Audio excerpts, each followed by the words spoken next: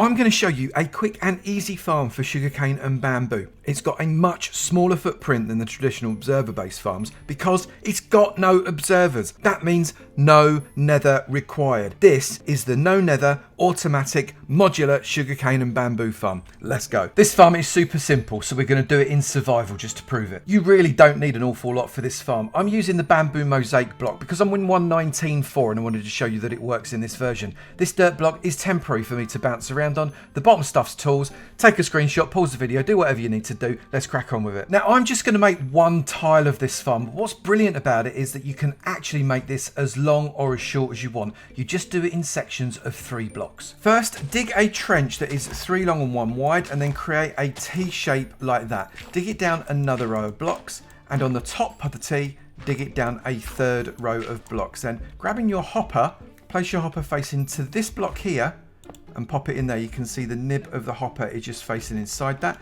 You can then replace that block, and then here we're going to dig these 2 out, and we're going to put a double chest into there. So that is 1, and then here 2, like that. Then you can use one of your temporary blocks, get yourself out, dig that back out again, and then here we're going to place a stair just above that chest, and we're going to put a trapdoor right there and one of our blocks back over that. So we should have a 2 deep hole with a hopper at the bottom. We're then going to get our powered rail, and we're going to place one there, shift click onto that one, and another one on there. We're then going to dig down there and there. We're going to pop a redstone torch right there, and then we're going to replace that with one of our blocks. We can then put our minecart with hopper on top of our rail, and that'll go backwards and forwards. Now obviously if you're only going to have a 3 wide one, then you could just use 3 hoppers, the 2 hoppers at the sides going into the hopper that goes into the chest. You don't have to have that noisy minecart with hopper, but if you want to make it a lot wider, the minecart with hopper is actually a much better choice because it's cheaper for the iron. Although if you want an iron farm, I've got a couple of ideas up on the screen and down in the description for you. Replace the 3 dirt blocks that are going over your minecart there, and then behind them dig out these 3 dirt blocks. Get your water bucket and bang it right in the middle. You only need 1 water bucket for the entire farm. Then get one of your structural blocks and do a row right across your 3 water blocks and 1 on either side, and then place a glass block on either side of that. We're now going to place our 3 pistons in. It's really important where you put these, so watch closely. You are going to come to the middle and place your first piston right on top of that middle block. On the 2nd block up, you're then going to get 2 more structural blocks there, 2 more structural blocks there. Then you're going to come up on top of this glass block, and you're going to place one of your pistons there, and on the other side you're going to do the same, 1 piston right there.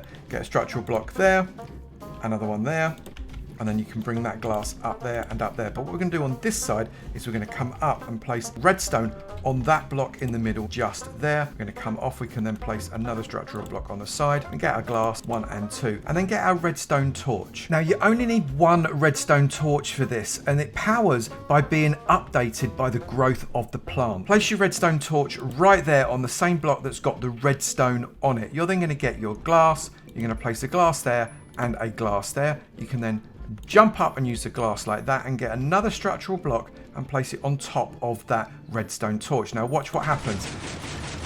That goes absolutely mental, but that's okay. That's what it's meant to do. You're going to get another block there and another block right there. Now what happens is when something grows up past these pistons, they detect it. Now place 1, 2, 3 sugarcane in your gap there. You could use bamboo, depends what you want. If you want cake, don't use bamboo, it don't work very well. And we're then going to close it off. I'm going to bring these 2 across like that, bring glass all the way across the front, so as we've got a completely enclosed space.